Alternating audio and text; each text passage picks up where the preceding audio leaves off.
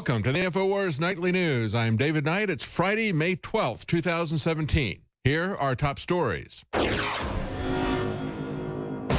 Tonight, a worldwide ransomware cyber attack hits 99 countries as the stolen NSA hacking tool is unleashed. There have been at least 45,000 attacks in as many as 74 countries just in the past 10 hours. The tool that was used for this kind of ransomware that encrypts data actually locks out the user and demands a ransom to release it. Then, anti-vaccine groups are now being blamed for the outbreak of measles. But new research reveals that unvaccinated children are far healthier and have fewer disorders than children with vaccines. All that plus much more up next on the InfoWars Nightly News.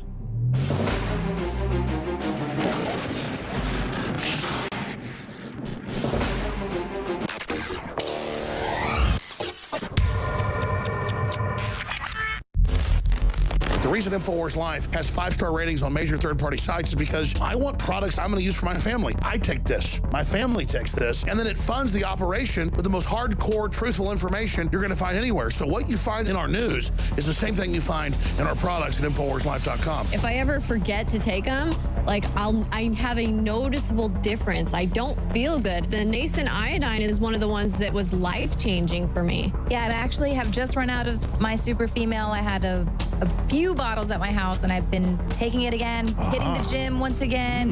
Very exciting, feeling great, looking good. So, and I know my hair is luxurious once again. So obviously the super female is amazing. I love it. Nascent iodine is essential. Survival Shield X2. If there's one product that I would say is life-changing that I would suggest, it's Nascent iodine Survival Shield X2. It's got a 5-star rating. It's a win-win. InfoWarsLife.com.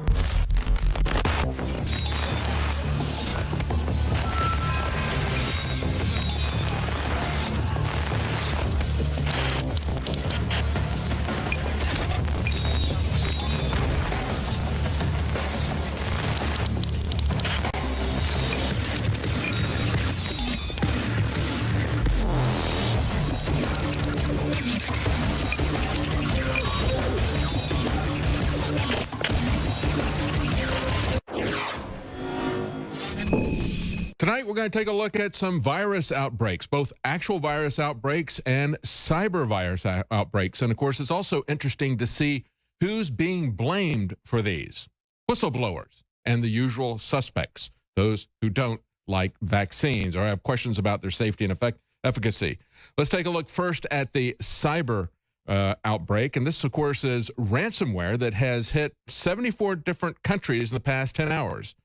Kaspersky Lab says it's been 45,000 documented attacks. That was a little bit earlier today. It is spreading very rapidly. The ransomware is called WannaCry, and it locks down all the files on an infected computer.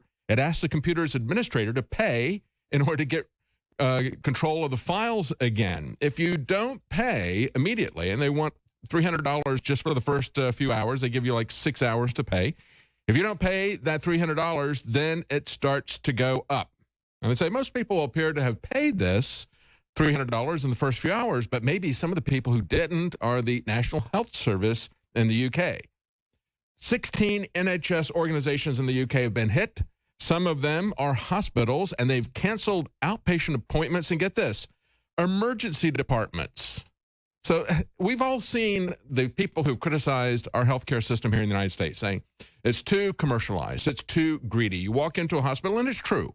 You walk into a hospital, and they don't want to, you could be cut with a jugular vein and bleeding out on the floor, basically. And they say, we're not going to see it till you fill out this insurance form. I mean, it's not that bad. That's an exaggeration, but it can be. But here's the situation with the National Health System in the UK, and they say they can't see emergency patients because of why? Because they can't get their computers operating. I mean, this is not a question as to who's going to pay for this to be fixed. This also hit Spanish telecom company Telefonica. It has also hit Federal Express, has now come out. Now, we've been warned about this, and Julian Assange has not tweeted out, I told you so. But yes, he did tell us this. He told us this back on the 20th of April. He said in response to a story from the BBC where they said that Microsoft had patched this particular situation. He said, no, if you look at what they said they fixed most of the problems with this. He said, most is not all, BBC. You are breathless dolts. It only takes one to rule the world. You understand what he's talking about here? Well, now people are finding out what that one to rule the world is.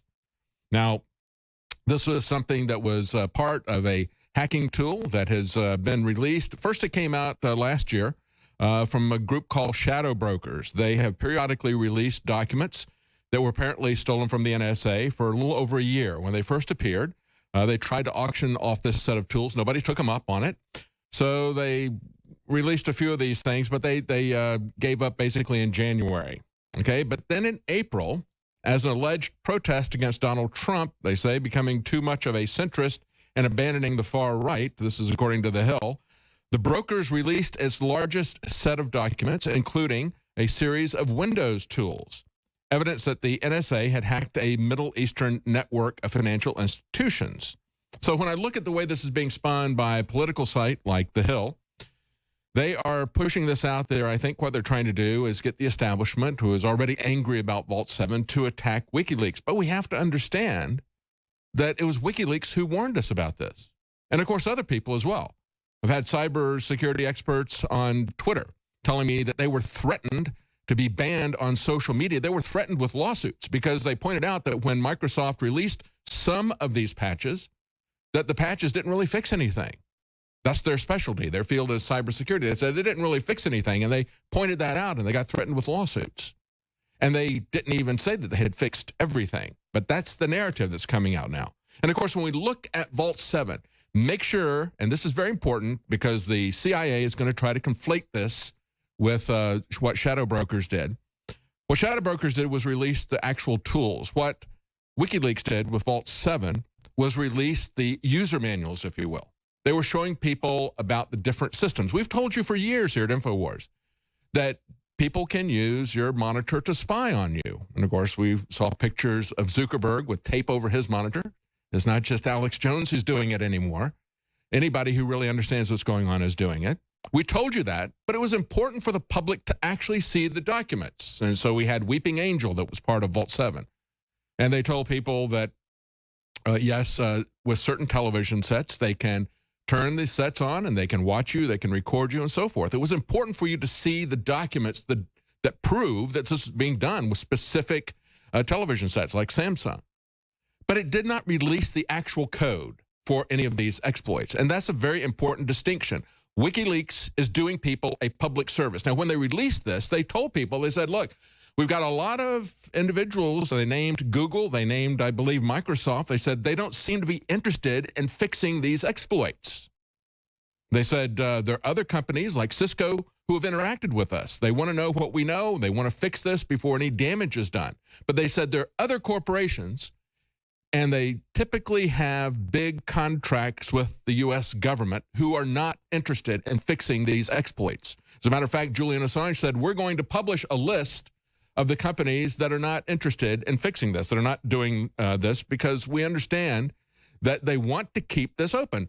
This is like the government getting the keys to your house so they can break in and go through your papers at any time that they want.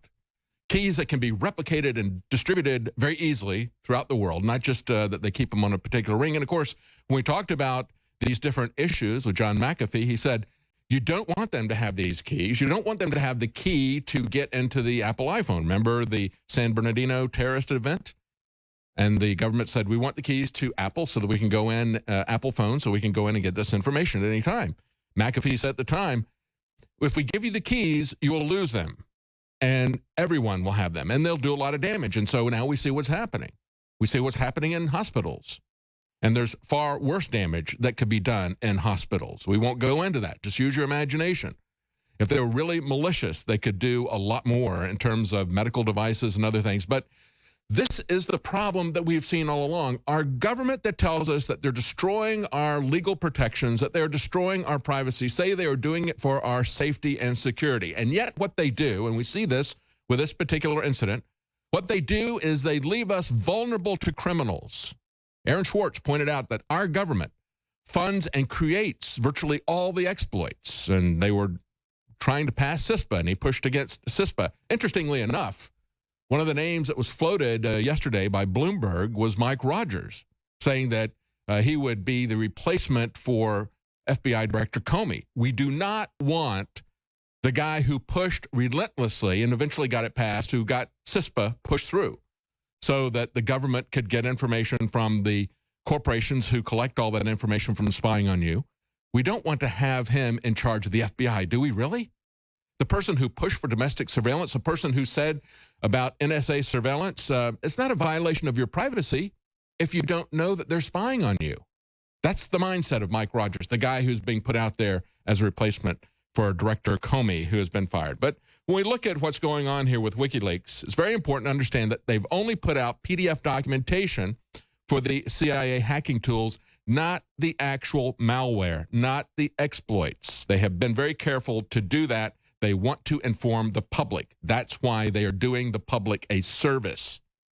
They're journalists, and they're better journalists and more honest journalists than the Washington Post. So let's go to the Washington Post. Here's the other virus that's happening right now. There is a measles outbreak that's in Minneapolis, Wisconsin. And Washington Post and CNN are very clear about the fact that they want to blame people who have concerns about the safety and the efficacy of vaccines. Here's the Washington Post headline.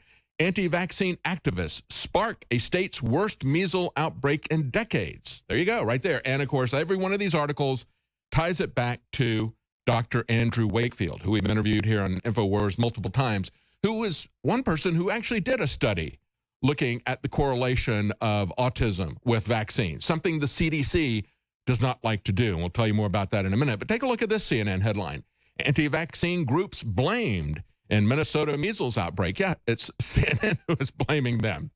Okay? Understand that as we go through this, they're telling people, hey, if you were born after 1957, you need to get vaccinated again if you're an adult. Why? Because the vaccines don't work. They don't really create a long-term immunity. People born before 1957 had measles. I had measles. It wasn't a big deal when we had measles. Yes, a few people would get seriously ill. Even fewer died. But that wasn't the case for most people. Yes, some people die from pneumonia. Some people die from a cold. You can die from a lot of different things, but it was not a very serious disease, especially when you compare it to possible side effects like cancer and autism. There's no disclaimer, of course. There is a piece of paper that they put into the vaccine list, but there's no disclaimer like you get on all the pharmaceutical commercials that air on mainstream media. But the one thing they're not going to do is blame the migrants. You didn't see that in the headlines, did you? This all was focused in the Somali community that has been brought in. This is a massive community in Minneapolis. And of course, one of our graphic artists, Walker, used to live in Minneapolis, and he knows all about the Somali community there. It's very large. They built massive ghettos there. As a matter of fact, they call them locally there in the town, they call them ghettos in the sky that they have built for the Somalian refugees. And as they point out, they say this is, many of them call it Little Mogadishu, the Somali capital of America. This is the local Minneapolis Star Tribune talking about this. And they said, interestingly enough, in the 1800s, it was people from Scandinavia, Germany, Sweden, who came to that area. It had the highest concentration of Swedes in the state. But today, it is home to a large Somali population, the largest in the United States. They say, even for those who don't live there, the place has become a symbol for the Minnesota Somali community, the nation's largest of the Somali diaspora. And I think it's interesting that it was originally an area that was Swedish, because when you look at Little Mogadishu, there's a twin city, a sister city in Sweden, a Little Mogadishu that is being constructed there. And this is how it's going in Rinkeby. It's a suburban housing estate that's near Stockholm. This is a report from Zero Hedge that goes back to the end of March. They say Swedish welfare state is keeping a large number of unassimilated migrants, and that's the key. They stay unassimilated there. They keep them, and they get ghettoized, and part of that is a self-ghettoization. They say 90% of the population is non-Swedish. Many of the Somalians are given to crime and rioting. As a matter of fact, it's gotten so bad that they've had reporters attacked. We had 60 Minutes crew was attacked in 2016. They had other reporters attacked there. they had to shut down the police station because they pointed out in Zero Hedge, it was originally a police station that was for the kind of crime that they had in Swedish communities where people are looking, the policemen are looking for their lost pets and so forth. They say the new police station is nothing but a fortress. It's scheduled to open in 2019. It'll cost $40 million to construct. It'll have an annual rental cost of $1.6 million. It'll have 250 personnel there for 15,000 people. That's a higher ratio of cops to residents, 1 cop for every 60 residents versus Chicago that has 1 cop for every 270 residents. But it is so bad. They have to have bulletproof windows, walls reinforced with sheet metal, fencing around it. They even are going to have special buses to bring the police into the area. So we don't want to talk about the migrant situation. This is avoided at all costs by the mainstream media. They will not talk about the fact that when you bring massive numbers of people into a community, disease can come with them. And again, I don't think that measles is as serious as the mainstream media believes that it is. But they talk about the fact that up until 2008, the Somalis who were coming in had the highest percentage of people being vaccinated. And then they started noticing that they were getting autism. And they blamed it on the vaccines. Isn't that amazing? And they had Dr. Wakefield come in and talk to them. And so then they put this outbreak on Dr. Wakefield because 6 years ago, he started telling people when they noticed that there was a massive increase in autism, he told them about his study. And let me point out before we get any further, that not everyone who has come down with measles is unvaccinated. They've had people who were vaccinated come down with it as well. Were they patient zero? Because we have seen that in other incidents, that the people who were vaccinated were actually patient zero. But when we look at what's going on here, they had the University of Minnesota do a study, and what they did was they compared the autism rates of people who were Somalis versus people who were not, the white community. And they said we have the same rate of autism there. What they did not do was compare the rate of autism with people that were not vaccinated in Somali versus the Somalis who were vaccinated here in America. That's the study that they won't do. But other people have done this, and we reported this. This article that was at InfoWars on April the 24th from Robert F. Kennedy Jr. said infants with DTP vaccine were 5 to 10 times more susceptible to dying from a multiple versions of causes, okay, because their immune system was damaged. This was a study that was done on African children, and they had a test case of the same population, some of them vaccinated, some of them unvaccinated, and they could see that the health issues were 5 to 10 times greater for those who had been vaccinated. This is what the Somali migrants understood. They came to this country, they said autism did not exist, and all of a sudden, boom, it hits them. With us, it built up gradually. We understand now that it has gone up by thousands of %. Nobody asks why that is. They don't want you to ask why that is. The University of Minnesota doesn't do that kind of study. They merely do a study between Somalis and white Minnesotans and say, look, they're all taking the same vaccines and they all get the same amount of autism.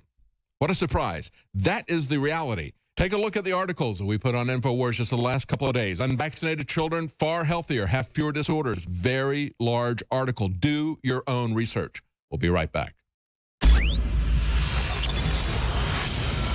InfoWars has partnered with Defender Body Armor to bring you a new state-of-the-art line of advanced, highly tested body armor from InfoWarsStore.com. Defender Body Armor is certified to protect against all handgun rounds and even armor-piercing FN 5.7 pistol rounds. The secret to Defender Body Armor is its proprietary processing technology that disperses more kinetic energy at a rate higher than any other traditional body armor, using one of the strongest synthetic materials ever created, called ultra-high molecular weight polyethylene. Defender Armor is also super compact and lightweight. There's a reason the Department of Defense chose Defender to manufacture their new line of advanced lightweight armor. It works. Defender Body Armor is made right here in America and has received the highest level ballistic resistance certification from an authorized NIJ ballistic laboratory. Defender Body Armor is now available through InfoWarsStore.com, so you can defend yourself, your family, and finance the info war against the globalists all at the same time. A total 360 win.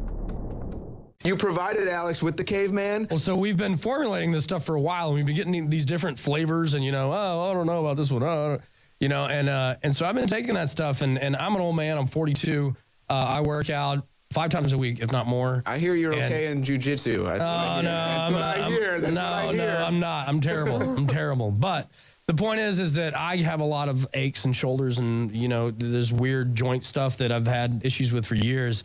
And this bone broth, the caveman bone broth, along with our joint formula, has just worked magic for me. And that's just, you know, that's just from my personal experience. I think they're great products, and I think if anybody else has those issues, that you should definitely, you owe it to yourself to check it out. If I'm wrong, then hey man, write me a mean letter. But let me tell you, they work for me. And so, yeah, they work for me too. We were talking about this earlier. Du and I play basketball, and I'm just now, like for the first time in my life, I'm 27 now. After I play basketball, my knees are barking. Like, but the bone broth and the joint formula, like you just said, you combine those two. I felt the difference immediately. I felt it immediately. Yeah, and it actually tastes good. Like, I'm really picky, and I will drink it. It tastes good to me. I love chocolate, so I really like the flavor of the caveman. So, I mean, if the if the bone broth is really that gross, I mean, I would never have known because it tastes really good. And my favorite is the Super Female Vitality. So ladies, get yourself some Super Female Vitality if you haven't already, because it seriously, it just gets me going. I mean, I'll take a whole bunch of that stuff before I go out and do get my... it for your wife then too, or girlfriend. Right? I go and take a bunch of it before I go do Man on the Street, and I just start running, zipping around, running right into the action. No fear, nothing. So, well, that's a big primary part about you know, Fighting the Globalists, is making sure that we stay healthy and stay clear-eyed and stay honest and stay humble. I hope that we do that here at InfoWars. We got a lot going on, and we're in the middle of the fight, so we really appreciate it when anybody supports us, either by purchasing our products, or you can even go onto our store and donate. We're doing this by the skin of our teeth. I know it looks like we're in a $1 billion studio, but Alex has never taken 1 cent of borrowed money at all whatsoever. This is all money that's come from you, the listeners. So you have literally built this place, you know, built this place with your compassion, and built this place with the support that you've sent us. So from the bottom of my heart, I appreciate it, because I know we wouldn't be able to do this, and we wouldn't have a voice if it wasn't for you. So once again, we got to thank the listeners for their steadfastness in supporting us. And even when we make mistakes, and even when we're not right, and even when we might go a little bit crazy, you guys stick with us, and I appreciate that. We just talked about the ransomware, the malware that is being used to shut down computers across the world. And so it's always important for us to think about what can go wrong with technology. What can happen when it falls into malicious hands? We always talk about this in terms of automobiles, because we have self-driving cars that are being pushed on us very hard, very quickly. And it's something that the government wants to happen, so they are literally greasing the skids to make this happen. They want it to happen in the worst way. They will be able to track us and tax us everywhere we go. So they're working hand in glove with the crony capitalists. And we're going to talk in this segment how the government is working hand in glove with the insurance companies in a crony capitalism way as well. But first, let's take a look at the cars. And AP asked yesterday, what is holding back self-driving cars? And their answer is you humans. You need to get out of the way. Isn't this always what we see from the globalists? The absolute contempt for humans in general? And yet, it's going to be humans who are writing this software. And it may be humans who are hijacking these cars. But they think most of you are going to be the little Eloy who are going to be sitting in the back of the car playing with Facebook and Twitter and social media and playing video games. Basically, they're going to be driving Miss Lazy because you don't care enough about your freedom, about your independence, to even care to see where this is leading. But let's take a look at their attitude. I think it's very instructive when we look at what AP is saying. Coming out of Detroit, they say, in just a few years, well-mannered self-driving robo-taxis will share the road with reckless, law-breaking human drivers. No bias there, is there? Okay, they say this is causing migraines for the people developing the robo-taxis. Wait a minute. Those people are human. They're going to have human error. And you can have some malicious humans in there as well. Some of them might be wearing government uniforms even. They say a self-driving car would be programmed to drive at the speed limit. Humans routinely exceed it by 10 to 15 miles per hour. Let's talk about speed limits. Are they carved in stone? Of course they aren't. I remember when the speed limits on the interstates were dropped 10 to 15 miles per hour, arbitrarily to 55 miles per hour. I talk to my children all the time. Every time we go to an old car show, I say, look at these old cars from the late 50s, early 60s. These roly-poly sleds were what the interstates were designed for when they had speed limits of 65 to 70. And then I remember when they dropped it to 55. They're arbitrary. The purpose of the speed limits is not really your safety. The purpose of speed limits is revenue. You all know that. You know that. But of course, the robot cars will be driving the speed limit for us. They say self-driving cars would not dare to cross a double yellow line, but humans do it all the time. We've seen otherwise, haven't we? Haven't we seen several accidents where Teslas crossed the line, or they couldn't find the line and they hit a barrier or something else? I mean, these are the issues that we're faced with. Humans are going to be designing these systems. They're not foolproof, but they can be used malevolently. They say in LA and other places, for instance, there's the California stop where drivers roll through stop signs if there's no traffic crossing. Of course, we wouldn't want to ever have a situation where anybody uses common sense and sees what's going on. And of course, humans make problems. Humans have mistakes, but these things are going to have them as well. They say, although autonomous cars are likely to carry passengers or cargo in limited areas during the next 3 to 5 years, experts say it'll take many years before robotaxis can coexist with humans who are piloting vehicles on side streets, boulevards, and freeways. This is the way it's going to roll out, folks. We've told you before. They're going to do it in the cities because the real purpose is to lock people up in the cities, to limit your mobility in the cities, to control you there. As part of Agenda 21, they don't want you traveling outside of that area, but they're going to exercise this control very strictly. They're already banning cars in many ways in the cities, in London and other places, saying that they're doing it for mission purposes, saying they want to do it for traffic purposes. But they have been, the city planners, the urban planners have had the cars in their cross sites for a very long time. Why? Because it gives you freedom. Why do we have suburbs? Because we could get there with our cars and we weren't trapped in the cities. They want you in their tiny coffin apartments to control you. So what they're going to do is they're going to have robo cars only in certain areas, and they will gradually move that perimeter out until they take over everything. And then they say cars with sensors for driver-assisted systems are already gathering data about all kinds of things, including human driver behavior. Of course they are, because they're going to be spying on you. So experts expect fully autonomous cars to collect, process, and analyze 4 terabytes of data in just 1.5 hours of driving. Yeah, it's going to get much, much larger. They're going to turn everything over. But where will this go wrong? Well, just as we saw today with ransomware, we have an article from the Daily Mail saying high-tech cars risk being hacked and turned into bombs on wheels. And this is coming from a European institute, the Institute of Motor Industry, said hackers could remotely crash cars. Well, of course we know they have. We've seen this demonstrated. These cars are so obedient to the rules, aren't they? Unless you get a hacker that gets this. Experts warn of similar atrocities to those in Paris, Berlin, and Westminster. And that is what they're going to use to push you out of your car, quite frankly. They're going to use that as an excuse. They're going to say, look, we have terrorists who are going to take over, have already done it now in several incidents, and run pedestrians down. So we need to have full control of your car so we can shut that down or drive it all together. Then once that happens, then they will have people who are your auto technicians who will then need to be vetted by the NSA and other government agencies to make sure that they're not terrorists. But we know how that's going to go down. Meanwhile, we see that Android apps are secretly tracking users by listening to inaudible sounds hidden in their advertisements. This is coming from the UK. This is kind of similar to what they have used to repel teenagers from loitering in parking lots for a long time, putting out what they call mosquito sounds, very high-pitched sounds that only teenagers would be able to hear.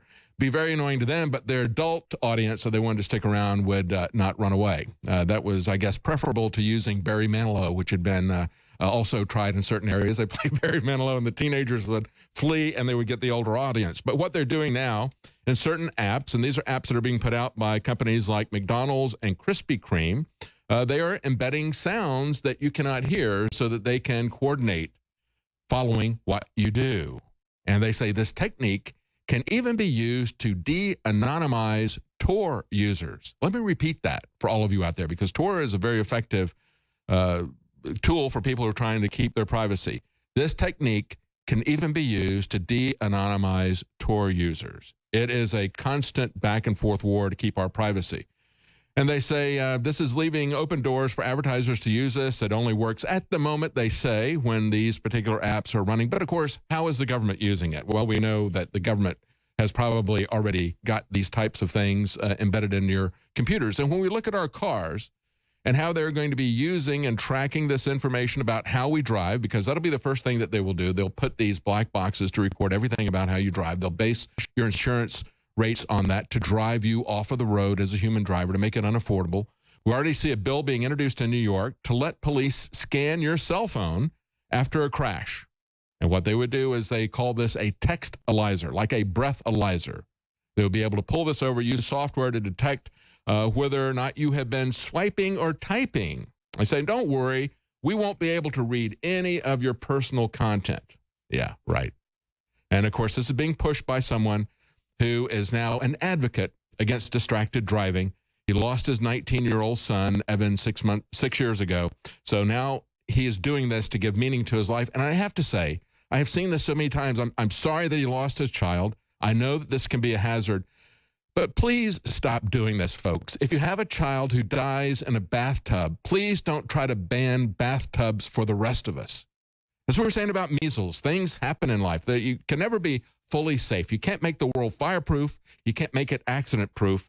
And as the ACLU points out, there is absolutely no guarantee that a device like this would be able to scan a phone without collecting private information that is on your phone.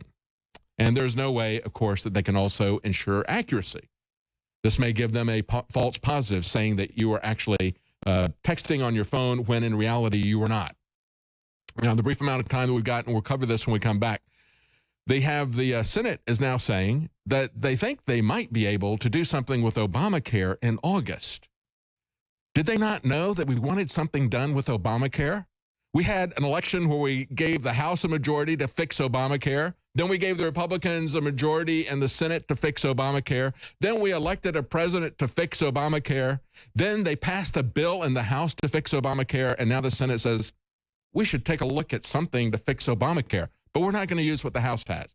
Maybe we'll get it, but we can't be rushed. Okay, stay with us. We'll be right back.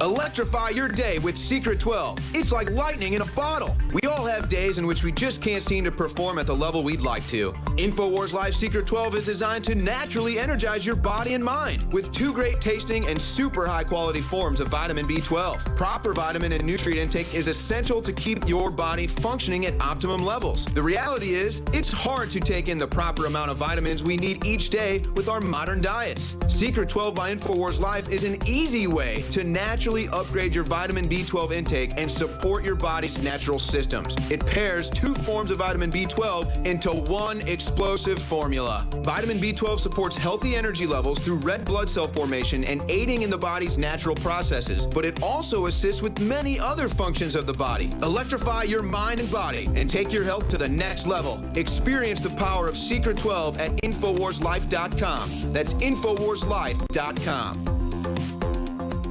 Vitamin Mineral Fusion. Visit InfoWarsLife.com to secure your canister. We have worked for years with our chemists and scientists to create the most powerful and affordable, great-tasting multivitamin formula available. Vitamin Mineral Fusion Drink Mix at InfoWarsLife.com is loaded with a full month's supply of essential vitamins, minerals, and amino acids that your body absolutely needs. In the history of InfoWars Life, we've brought out a lot of amazing products like Survival Shield X2, Super Male Vitality, and so many others. With its unique delivery system and proprietary manufacturing process designed for maximized effects, this formula is the platinum standard of multivitamin mineral products. And this part is most important. The ingredients in Vitamin Mineral Fusion are either plant-derived or of the highest quality lab standard. That means it's clean. That means it's pure. And rest assured, you're fighting the tip of the spear in the info war. That's InfoWarsLife.com and Vitamin Mineral Fusion. Take action now before we sell out. We we have the new product at InfoWarsLife.com, BioTrue Selenium. We've had so many requests over the years for selenium, and just recently, we were able to source a certified organic, bioavailable selenium from mustard seed extract. When you take selenium in the body, it actually benefits the detoxification systems in your body. It helps balance the thyroid gland. It helps detoxify. Selenium is another one of those absolute must-haves. The highest concentration of selenium is in the thyroid gland, but it's actually used all over the body. As a matter of fact, there's 25 genes in the body that are directly dependent upon selenium. So it really is a all-around nutrient that everybody really needs. I'm taking it now every day. This is so key. BioTrue Selenium is the product, the best selenium that we could bring you. We believe it's the best out there at a very, very low price. Exclusively available at InfoWarsLife.com or by calling toll-free 888-253-3139. We're selling a product, DNA Force, that is the very best nutraceutical that we can produce. Dr. Group, you took years for you to develop DNA Force for us. It's been something that I've been working on for a long time, Alex, because I think it's very, very important. What the aging process is when the cell replicates, we lose a little bit of our telomeres. Telomeres are the little cups on the end of our chromosomes. And when it runs out, you start dying. We chose the PQQ because it has over 175 different clinical trials. It's one of the most effective substances in the world. It works like an antioxidant. It works to repair nerve growth factor. So this is a formula to deliver the maximum amount. It's in powder form. We have so many 5-star reviews. I take this. This is the product that I take. InfoWarsLife.com, and the profit we make. We fight the globals. We fight the New World Order. Secure your DNA Force today at InfoWarsLife.com or call toll-free 888-253-3139.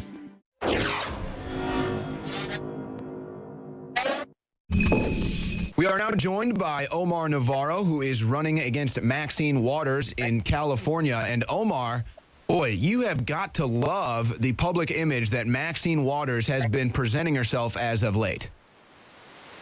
Yeah.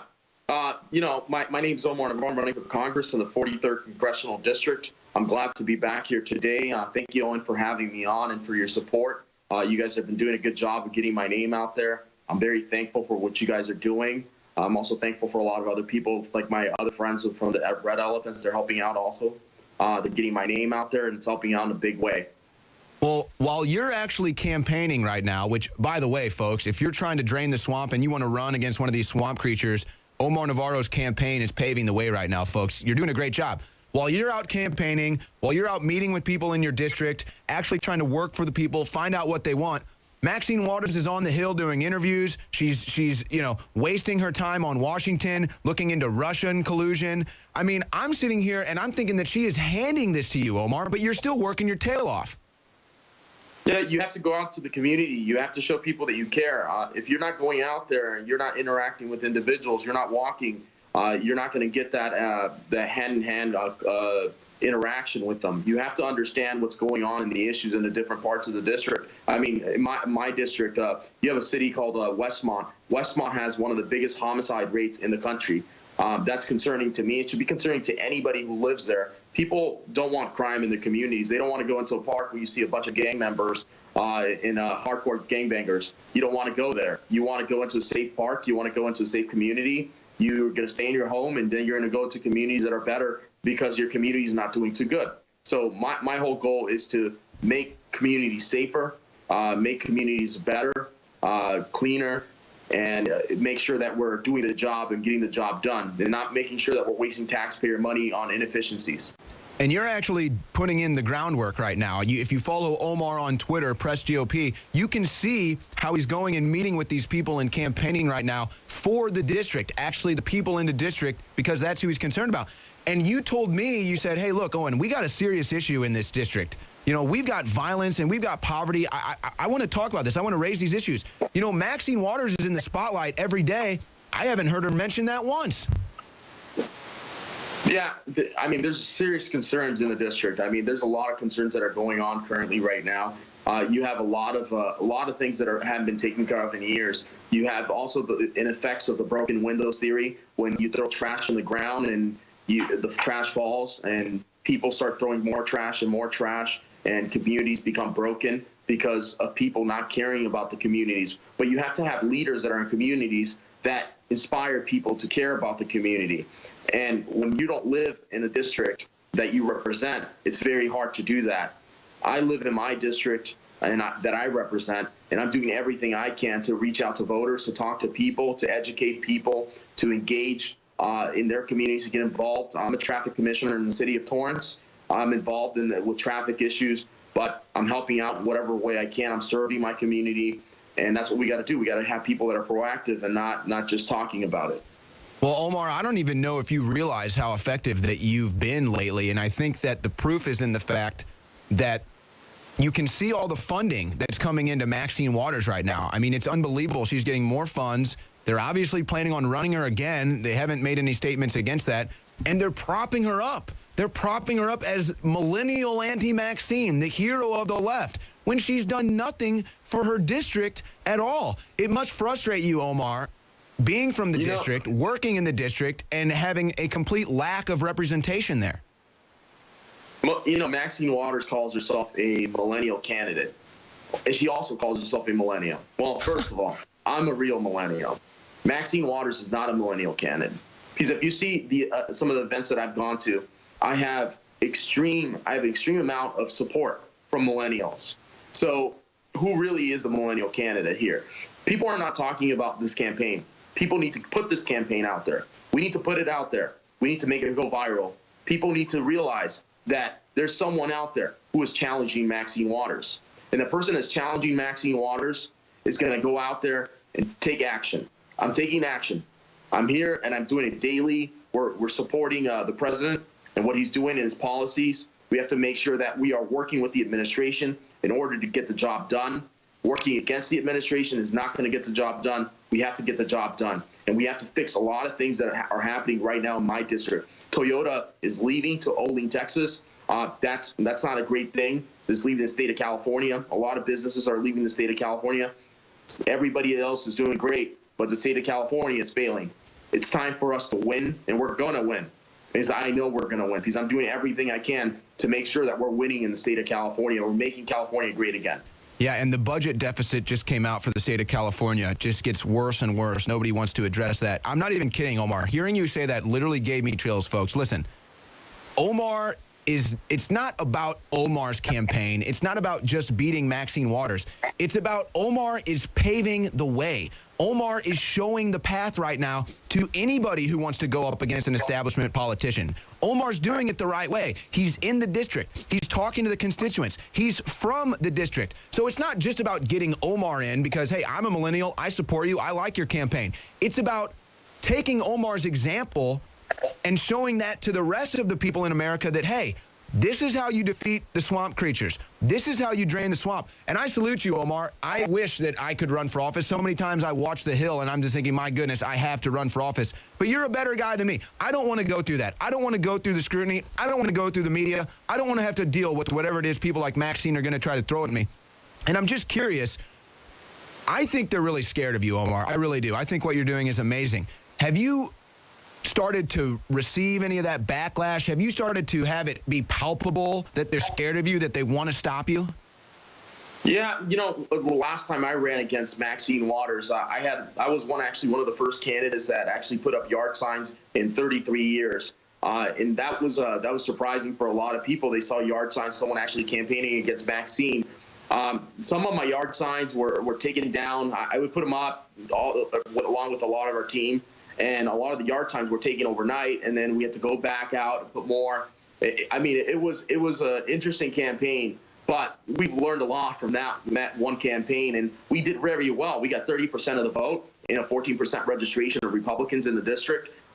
We transpired with other voters, and we got a lot of people. I spent $6,000. She spent $650,000 in her campaign. I got 30% of the vote. I spent less than 25 cents a vote. She spent more than $25 a vote. So that tells you right there how strong my campaign is. I've been raising more money than ever. I'm already at close to $15,000 right now in the past 2.5 months. That is amazing. I'm very thankful. I'm very humble that so many people that are out there who are donating to my campaign. But this is going to take more money than that. I'm going to have to raise $1 million. $1 million. I think it's absurd that we have to raise that amount of money. But that's what she's doing. That's what your opponent is doing, and you're in the ring with her, and I salute you. And again, I'm trying to put as much attention onto your campaign and this election, not just because I support you and I'm a fellow millennial, but because I think that this is an example. Again, I know I'm saying it over and over, but seriously, Omar is paving the way, guys, if you want to try to run against these people. But I would say that if we can't get people to realize what you're doing now, if you are victorious, which I think you will be, unless they just outright rig the election, we don't have to get into that now. But if you are victorious, which I believe you will be, I think you'll be an inspiration, Omar. I think people will look at your campaign and they'll say, Omar Navarro took down Maxine Waters. This is how we can do it. So I just say all of our InfoWars audience, support Omar, share Omar Navarro. And again, look at what he's doing. Omar, talk about your experience with what you're doing with this campaign and how it contrasts what Maxine Waters is doing or not doing with her campaign. Yeah, it's so amazing that from my experience and from everything I've been seeing, I mean, I'm so humbled, and it's so amazing that so many people are stepping up. So many people are helping the campaign. We are having weekly meetings. And our meetings are about 20, 30 people that are just engaged, people helping out, organizing volunteers. We're going out registering voters. We're going out with goals. We have a goal of registering 50,000 voters in the 43rd Congressional District. We have a goal of talking to 40% of the independents in the district. We have a goal of talking to 40% of Republicans. We have a goal of talking to 40% of Democrats. We are going out. We are engaging. We are taking action. We are doing it. We are doing it here in the state of California. We're doing it in the 43rd Congressional District. Enough's enough. We have to take action. The only way to take action is to get involved. That's Omar Navarro, folks. If you want to make America great again, it starts with your local elections. You want to elect people like Omar. Omar, thank you for your time. Alex Jones here with a very important news update to anybody out there that wants to be prepared. But it goes beyond being prepared. Our bodies absolutely must have the good halogen iodine or we will die. And you look at all of the thyroid problems and all the people that don't have energy and that have all sorts of hormone problems. And from my research, and a lot of just mainline research, it leads back to iodine over and over and over again. It's as important as vitamin C. If you don't get iodine, you die. But most people are just deficient, so they're low energy, they're sick.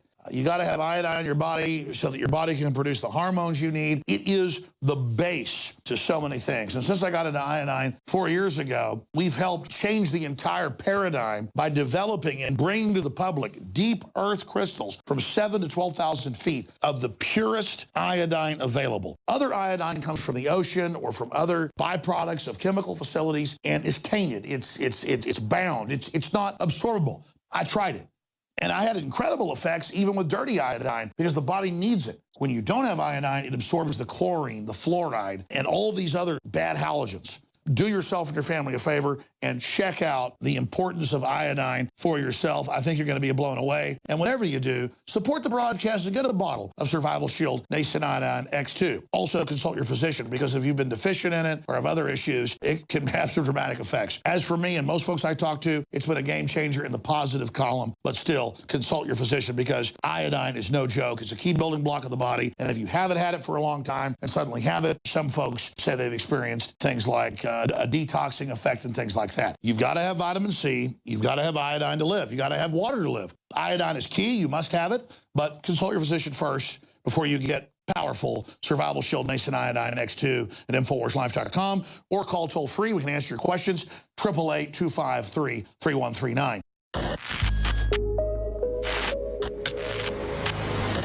The chaos gripping Washington, D.C. after James Comey's firing is unfiltered turmoil. Or is it? As one senator said of Comey, he was as popular as cholera. Yet Democrats are attempting to hold the high ground, brandishing Comey's firing as Nixonian in nature, a total conspiracy based on the notion that Trump is heavy-handedly clearing any possibility of being ensnared in the never-ending Russia investigation. How will the firing of James Comey affect U.S.-Russia relations? There will be no effect. Your question looks very funny for me. The timing of Director Comey's dismissal raises serious questions, and President Trump's decision to abruptly fire the man leading an investigation that could implicate the Trump administration should shock the conscience of every American who believes that no man or woman is above the law. Was there classified information on former Congressman Weiner's computer? Yes. Who sent it to him? His then spouse, Huma Abedin, appears to have had a regular practice of forwarding emails to him for him, I think, to print out for her so she could then deliver them to the Secretary of State. Did former Congressman Weiner read the classified material? I don't think so. I think I don't think we've been able to interview him because he has pending criminal problems of other sorts. But my understanding is that his role would be to print them out as a matter of convenience. If he did read them, would he have committed a crime? Potentially. Would his spouse have committed a crime? Again, potentially. It would depend upon a number of things. Is there an investigation with respect to the two of them? There was. It is. We completed it. Why did you conclude neither of them committed a crime? Because with respect to Ms. Abedin in particular, we didn't have any indication that she had a sense that what she was doing was in violation of the law. Couldn't prove any sort of criminal intent. Really, the central problem we had with the whole email investigation was proving that people knew, the secretary and others knew that they were doing that they were communicating about classified information in a way that they shouldn't be, and proving that they had some sense that they were doing something unlawful. That was our burden, and we weren't able to meet it. So she thought it was okay to send her husband the information? Well, I don't want to get too much into what she thought. We could not prove that the people sending the information, either in that case or in the other case with the secretary, were acting with any kind of mens rea, with any kind of criminal intent. Under Comey, the FBI dropped the ball on the Boston bombing Sarnev brothers, Fort Hood massacre psychopath Nidal Hassan, New York City bomber Ahmad Khan Rahami, and Orlando nightclub shooter Omar Mateen. Under Comey, the FBI was found to have been data mining U.S. citizens and clearly regarded Hillary Clinton, Huma Abedin, and Anthony Weiner above the law when it comes to our national security and protection of classified information. James Comey is no Boy Scout, although he played one on TV. LaRouchePack.com writes, not only is the Attorney General of the United States, Loretta Lynch, the U.S. attorney who gave drug money laundering bank HSBC a free pass with a deferred prosecution agreement, but the head of the FBI, James Comey, was plucked by Obama from a plum job at HSBC, which Comey took in January of 2013, just after HSBC got the deferred prosecution deal. Comey's job for HSBC was as a leading member of the bank's Financial System Vulnerabilities Committee, formed immediately after HSBC settled with the federal government for laundering hundreds of millions of dollars for the deadly Mexican drug cartels. Get it? The Attorney General of the United States and the head of the FBI are both part of the deal that let HSBC off the hook. President Trump's bombshell announcement may have been a bit much for the protocol following Washington, D.C., but anyone that has been following James Comey's hostage-taking of the FBI Director's Office in order to serve the elite agenda wanted him fired years ago. John Bound for InfoWars.com.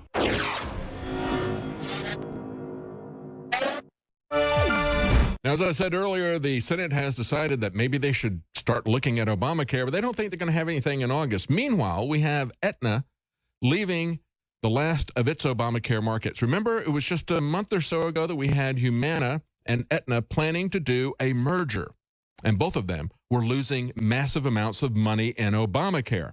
Now, when that merger failed, Humana said, we're getting out of the market. And people said, we expect Aetna to completely exit as well. What was behind that merger that was so important? They wanted to create a situation with the insurance companies that was created with the banks when they all merged. They became too big to fail. And they knew at the time that if they became too big to fail, the government would bail them out, and then they would be the providers to everyone. And now we see what is happening with this. As Aetna is moving out of this market, and they used to be in the market in 15 states. Today, they announced plans to pull out of the final 2 states that they were in, Delaware and Nebraska. They had already talked about getting out of the other markets. But also, we saw the CEO of Aetna calling for a debate about single-payer health care. That is where this is going. That's what Hillary Clinton wanted when she tried to take over health care, was single-payer health care. And what is happening with this, what's behind all this, it's crony capitalism, folks. Listen to the CEO of Aetna. He said, if the government wants to pay all the bills and employers want to stop offering coverage, we can be there in a public-private partnership to do the work that we do today with Medicare, with Medicaid at every state level. It's crony capitalism, folks. That is where this is all headed. And we told you from the very beginning that Obamacare was designed to fail. They wanted it to fail so the government could take it over, but not the government alone. The government was going to cut in its corporate friends to profit, the people who give them all the money, the people who pay them $500,000 to make speeches after they get out of the government. Those people, the crony capitalists, the private-public partnership that rapes us continually. And, of course, they clarified this and said, well, the CEO was certainly not advocating for a single-payer system. That's where they're going. We told you from the very beginning. And they went ahead and said he was instead indicating his openness to debating it while pointing out that public-private partnerships have been the backbone of the more successful government health care programs. That is truly where this is headed.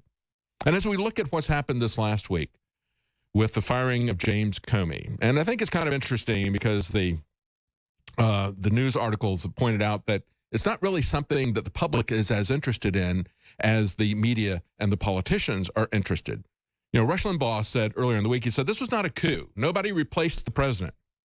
It wasn't a coup when Richard Nixon fired a bunch of people. And in a sense, he's right. He is right. The president didn't change. The government at the top didn't change as far as you know. But see, the people in Washington, the bureaucrats, the press, they believe they are the government. The unelected bureaucracies are the government in their minds. And so to them, this was a coup. To them, this was merely the figurehead that is a representative of you great unwashed out there in America. That figurehead took one of the leaders of their government out. So to them, it was a coup because they are the real government. And I just would remind you that when we look at the situation with Comey saying, Hillary Clinton did all these felonies, but we're not going to prosecute her for it. No, not really any bad intent or anything like that. Even though that's not a part of the statute, even though she did have intent. But remember that it was James Comey who prosecuted Martha Stewart for insider trading. And then everybody said, but wait a minute. People like Nancy Pelosi and all these other congressmen, they're doing insider trading all the time. They're allowed to make millions off of insider trading. They can tank an entire industry, and so can the Federal Reserve, folks. That's the whole point of the Federal Reserve. But they can do this kind of insider trading all the time, and nothing ever happens to them. And it was James Comey who said Martha Stewart is going to go to jail, but not Nancy Pelosi, not anybody in Congress who does that. That is the real government. And that was the coup that happened this week. And so now there is a counter coup where the media and the politicians, the Democrat politicians and the establishment Republicans are coming after Donald Trump because he ought to know that you don't ever fire one of these unelected bureaucrats. Well, that's it for tonight's news, and it's been a busy week, hasn't it? Join us again on Monday at 7 Central, 8 p.m. Eastern for the InfoWars Nightly News.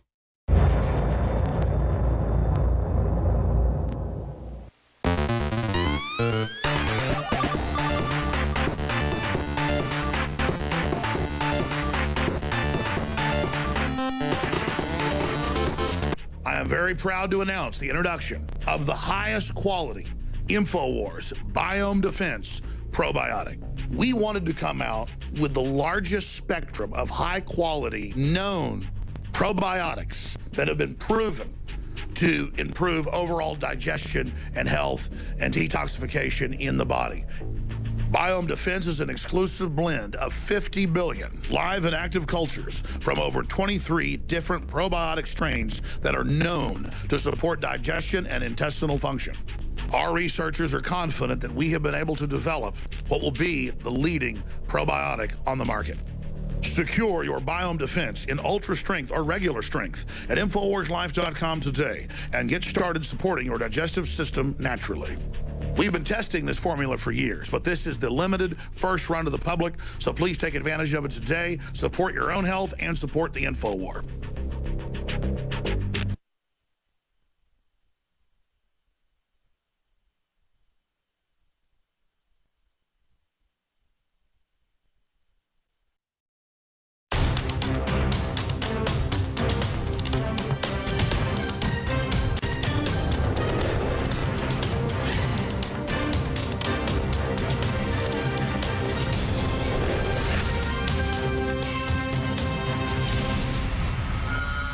Welcome to the InfoWars Nightly News. I'm David Knight. It's Friday, May 12th, 2017. Here are top stories.